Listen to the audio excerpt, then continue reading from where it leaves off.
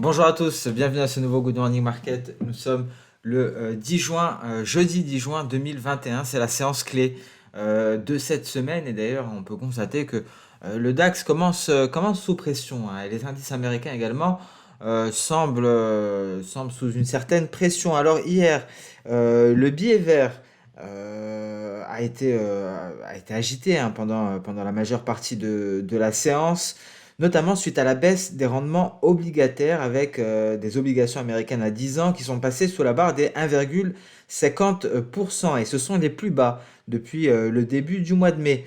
Des baisses qui pourraient encore s'accentuer pour peut-être atteindre les plus bas de février.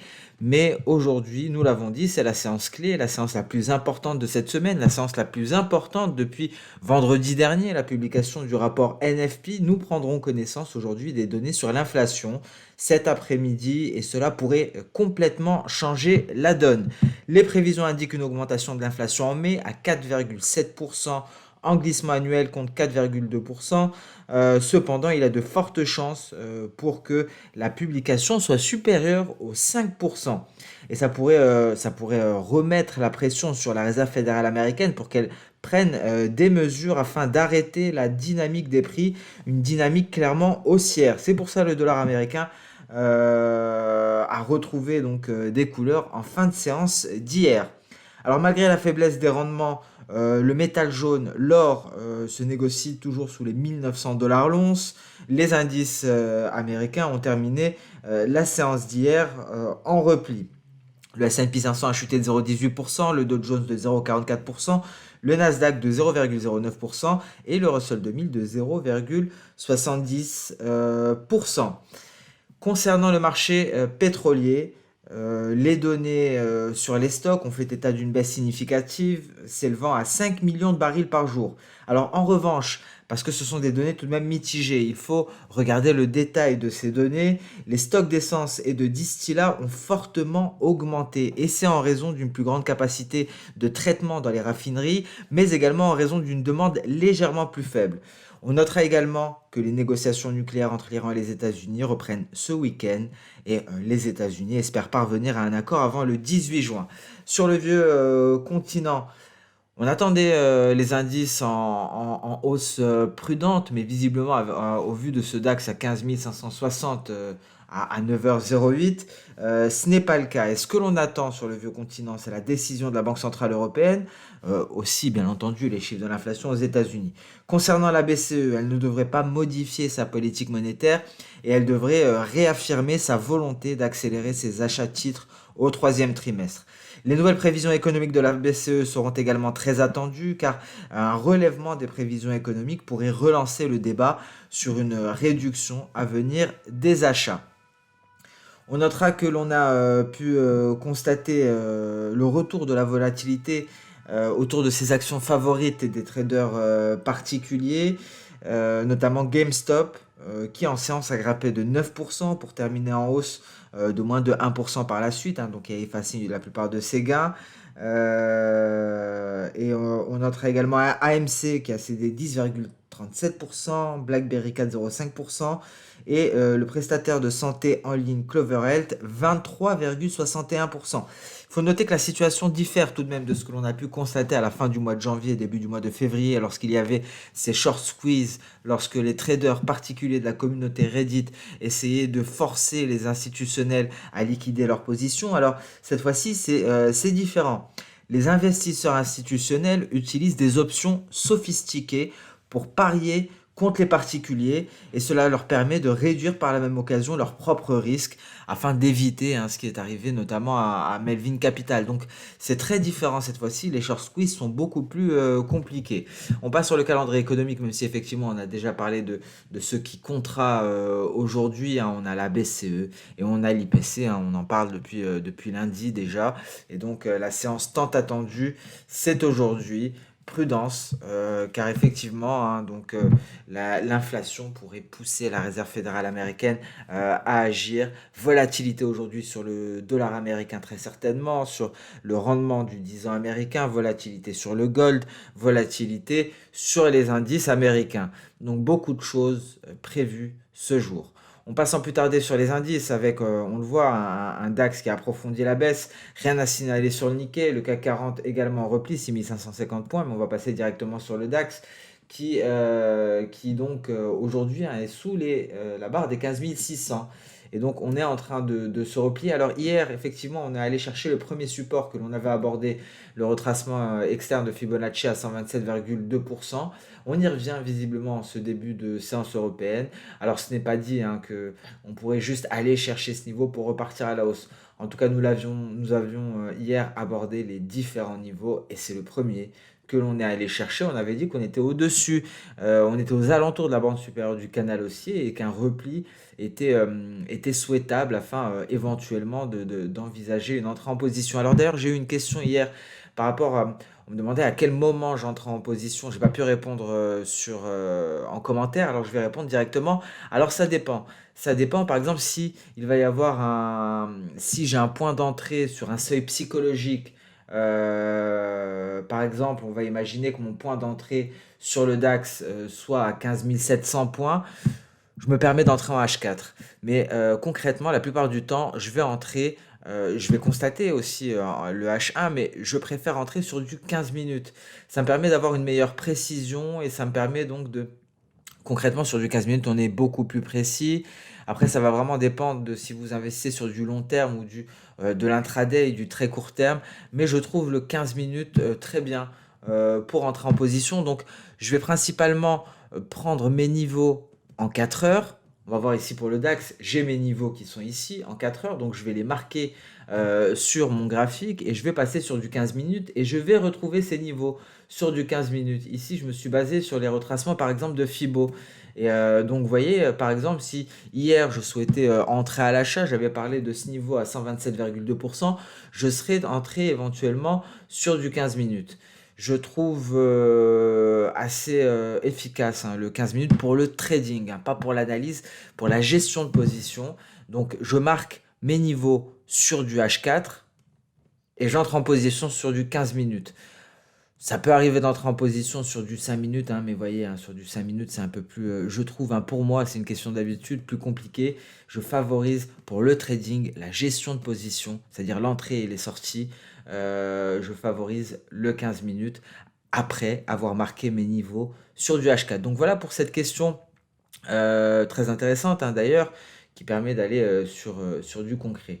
Donc les niveaux, on les retrouve ici sur le H4. J'aime beaucoup le H4 et le 15 minutes d'une manière générale.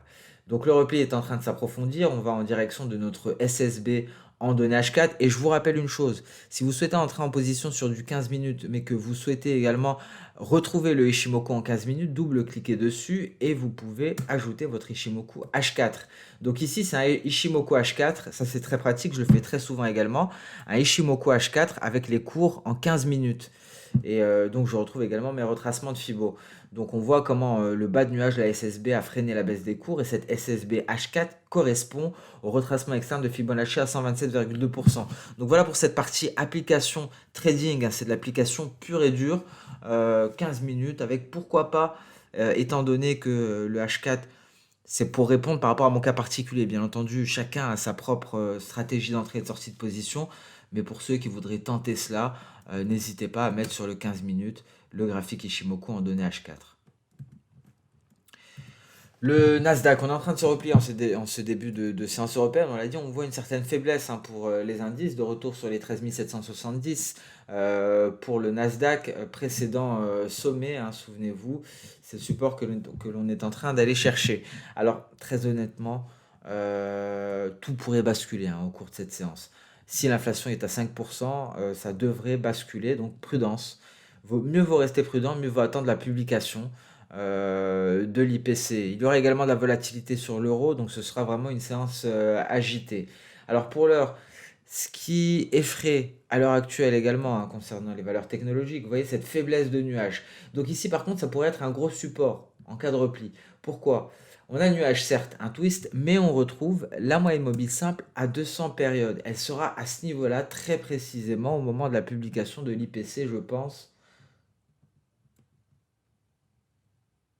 Voilà, donc la publication de l'IPC, En cas de repli, on pourrait avoir ce gros support à ce niveau-là, ça correspond aux 13 600 points.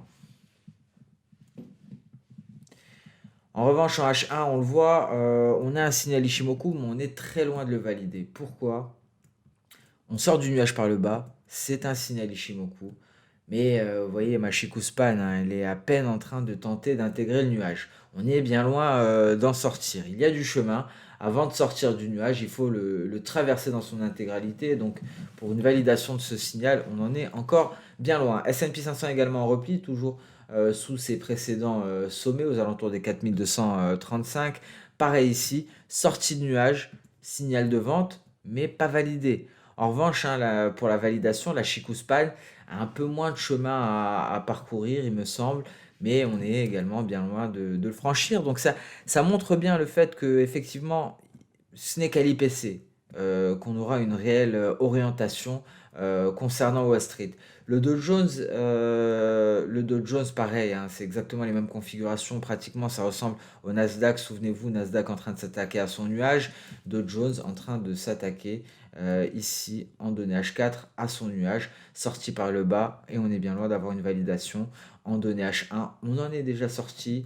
Il y a bien longtemps, le signal a été validé il y a un petit moment. Et ici, en cas de poursuite du repli, le prochain support serait à 34 300 points pour le Dow Jones. Russell 2000, hein, échec au-dessus des 2341. On se replie. Le prochain niveau à aller chercher, tout simplement le seuil psychologique des 2300 points. Et après, on aura donc comme seul rempart notre nuage en données H4. Alors, le Bitcoin qui est parvenu à se redresser, hein, tout de même. On peut le voir ici, rebond sur ce support. Alors en données intraday, vous voyez comment on est allé chercher l'apex de ce triangle symétrique. Ici on est en données H4. L'apex c'est le centre d'un triangle. Le voici, c'est très exactement le niveau que l'on est allé chercher à l'heure actuelle. On est de retour sur l'Apex. Alors pour l'heure, les perspectives ne sont toujours pas haussières. On n'est pas sorti du nuage par le haut. On n'a pas validé de signal d'achat Ishimoku. On n'a pas franchi la borne supérieure du triangle symétrique. Donc la prudence reste toujours de mise, hein. Et en plus de cela, on continue. Donc la répression du Bitcoin continue en Chine. C'est comme l'indique le titre du Good Morning Market d'hier, c'est le jour du jugement dernier pour le Bitcoin en Chine, et donc ça continue de s'intensifier. Donc prudence, on pourrait assister à de nouveaux mouvements baissiers sur le Bitcoin. On passe à présent sur le compartiment des matières premières que nous avons détaillées hier. Aujourd'hui, on va ajouter le café. Je regrette de ne pas l'avoir abordé hier. Alors ici, retour sur le nuage. Invalidation en cours, hein, du signal, mais prudence, hein, on pourrait repartir à la hausse. La semaine n'est pas terminée. 1883. Alors, tout l'enjeu est de se hisser au-dessus des 1900 dollars. Alors, ce que l'on va faire à présent, maintenant que l'on a marqué une pause, on peut ajouter Ishimoku parce qu'effectivement, les niveaux commencent à jouer. Vous voyez, c'est la Tenkan ici. Prochain niveau, c'est la Kijun, aux alentours des 1840 dollars l'once. Tout dépendra encore une fois de la publication de l'inflation parce qu'effectivement ça va avoir un impact sur le rendement du 10 ans américain et donc ça va directement toucher le gold. En données intraday, on tente une sortie par le bas du nuage, hein, souvenez-vous, sur le silver c'est déjà le cas, mais attention, hein, parce qu'on pourrait valider ce signal de vente intraday très rapidement. Vous voyez la Chikou, elle est en train de sortir du nuage, il ne manquera plus que cette bougie verte à franchir pour éventuellement valider le signal. Mais on a la borne inférieure du canal haussier à ce niveau-là qui pourrait agir en tant que support et permettre un rebond du gold comme ça a été le cas ici, comme ça a été le cas précédemment. Le silver est déjà, hein, sous son nuage, il le longe, hein, tout simplement, avec une Chikou qui doit également traverser une grosse bougie verte en vue de valider un éventuel signal de vente intraday. Alors à l'inverse, hein, si on traverse le nuage à la hausse et la Chikou traverse également le nuage, c'est directement les 28,30. Le pétrole. Alors le pétrole, on a longuement parlé du pétrole hier, hein, des perspectives qui sont haussières à moyen terme. On pourrait aller chercher les 100 dollars. Au-delà, ce serait un peu fantaisiste au vu des données actuelles. Tout dépend de l'OPEP. On a détaillé cela. N'hésitez pas à consulter la vidéo d'hier. Matières premières et fondamentaux. On a également parlé des options avec Strike à 100 dollars sur le pétrole WTI. On a parlé des importations de la Chine concernant le pétrole et plein d'autres choses. N'hésitez pas à consulter la vidéo d'hier. Ici, d'un point de vue technique en H4, on est de retour hein, sur la Kijun qui est sauvegardée, 69,50 $ en cas de poursuite du repli. Hein, on retrouvera ici le nuage Ishimoku. Donc repli suite à la publication des stocks, nous l'avons dit. Pourquoi? Parce que tout simplement, malgré le fait que l'on a pu constater un repli considérable des stocks de pétrole brut supérieur aux attentes, hein, vous voyez, moins 5,4 millions de barils, quand moins 3,6 millions de barils étaient attendus. Il faut noter tout de même ici la hausse considérable des stocks d'essence, hein, mais également la hausse considérable des stocks de distillats. Donc c'est pour ça que des fois, il faut se donner le temps d'analyser les données. Ici, certes, on a une baisse des stocks considérable de brut, mais les capacités de raffinage sont élevées. Et donc on prélève le pétrole brut, on le raffine et in fine on se retrouve avec plus d'essence et de distillats sur les bras. En plus de cela, on a une baisse de la demande de ces produits-là.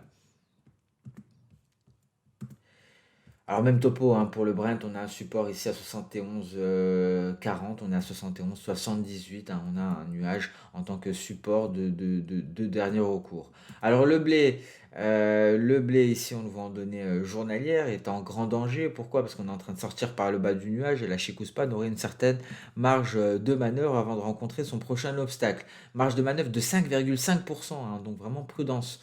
Sur le blé, ici on a évité le franchissement par le twist in extremis et on a intégré le nuage dans un mouvement latéral pour le moment, en tout cas au vu des deux dernières bougies H4, on est entre deux niveaux 670 et 687 de retracement de Fibo. Le café, alors le café, on pourra avoir prochainement un signal, que ce soit aussi au baissier d'ailleurs, hein, ce sera très intéressant devant vous le café en données H1. Vous voyez ici, en cas de franchissement du retracement à 50% de Fibonacci, donc les 160,80 cents la livre, on pourra avoir un signal d'achat ici en direction des 162. Et si on franchit, alors là ce serait vraiment la grosse validation haussière, ce serait le franchissement des 61,8%. Dans ce cas-là, on va directement en 164, dernier rempart avant les 166. Alors pourquoi le franchissement des 61,8% serait un gros signal?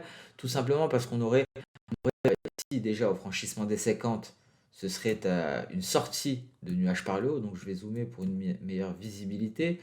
Vous voyez, donc ici, je vais récapituler, ce serait une sortie de nuage par le haut. Par la même occasion, une cassure de la borne supérieure. Donc un signal. Et en plus, cassure des 50%. Mais si on casse les 61,8% par la suite, ça renforcerait grandement parce qu'effectivement, le signal Ishimoku serait validé par la Chikuspan. Vous voyez la Chikuspan, elle est en plein obstacle. En ce moment même, elle est ici.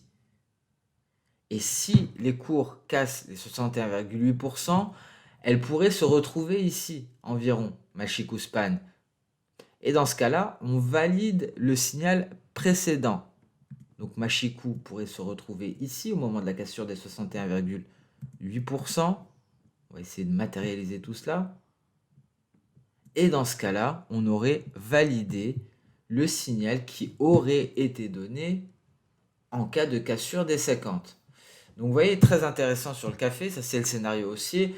Le scénario baissier, lui, ce serait beaucoup plus rapide parce que vous voyez ici pour le café, si on venait à se replier, à échouer, en tout cas on a récemment testé la borne inférieure, mais si on venait à se replier, alors il faut toujours essayer de projeter les différents scénarios, donc on viendrait casser la borne inférieure et dans ce cas-là, ma Chikuspan sortirait de mon nuage à ce moment précis. Vous voyez ici. Ce serait vraiment le moment, au même moment, le moment de la cassure, le moment du signal correspondrait au moment où la Chikuspan sortirait par le bas. Donc voilà pour ces deux scénarios sur le café, donc très intéressant, c'est pour ça qu'on s'y intéresse. On va garder un œil dessus lors des prochaines séances. On passe à présent sur le marché d'échange avec un billet vert qui, hier, a réussi à clairement retrouver des couleurs. Hein. Déjà en données journalières, hein, c'est visible. Vous voyez cette mèche inférieure, cette poursuite à la hausse, 90,200. Prochain niveau à aller chercher. Et quel niveau? C'est 7 Kijun aux alentours des 90,50. Un niveau qui a mis le billet vert en échec précédemment. Alors si on venait à le tester, qu'en serait-il cette fois-ci? On passe en données intraday sur le billet vert. Vous voyez, on est en train de sortir par le haut du nuage. En revanche, hein, on a une Chikou ici que l'on peut voir qui a encore grosse bougie rouge à franchir avant de valider un quelconque signal. Alors cela a mis sous pression l'euro-dollar qui est allé chercher du haut de sa mèche supérieure ce niveau de résistance avant de se replier. 1,2163 à l'heure actuelle, le repli est en train de s'approfondir et vous voyez on est sorti par le bas du nuage, on est en train de tester notre Kijun, c'est le dernier support, mais la Chikou aura encore une bougie verte à franchir avant d'espérer une validation du signal. Tout dépendra dans un premier temps de la BCE par rapport à l'euro et tout dépendra dans un second temps de l'inflation par rapport au dollar. GBP-USD, on est en train de tomber ici et on revient à ce fameux scénario que l'on a abordé, le scénario d'un double sommet. En cas de poursuite de la baisse en direction des 1,3685, c'est la ligne de coup de ce double creux. Si on venait à se replier jusqu'à ce niveau, voire le casser, la baisse pourrait s'approfondir. Scénario catastrophe jusqu'à 1,3180, c'est l'objectif théorique de ce double sommet. En données intraday, vous voyez ici un signal Ishimoku validé, la Chikou Span est en train de se désengager, on est à 1,4085, le prochain niveau à chercher, le prochain niveau à franchir, c'est justement ce point bas, c'est ce que l'on est en train de faire à l'heure actuelle. GBP-NZD, pas grand chose en hebdo bien entendu, en journalier on est toujours en train de patiner aux alentours de cette oblique baissière, rien ici en H4 et enfin l'USD-Yen peut-être bientôt un signal de vente si on parvient à sortir par le bas du nuage. C'est tout ce qu'il y a à noter sur le marché d'échange. Sur ce, on met un terme à ce Good Morning Market. Je vous souhaite une très bonne séance de trading, une séance de trading qui s'annonce passionnante avec les données que nous attendons concernant l'inflation, mais également la Banque Centrale Européenne et ses prévisions. Je vous souhaite une très bonne journée. On se donne rendez-vous dès demain pour le dernier Good Morning Market de la semaine. Merci à toutes et à tous pour votre fidélité, pour votre attention et à très bientôt. Au revoir.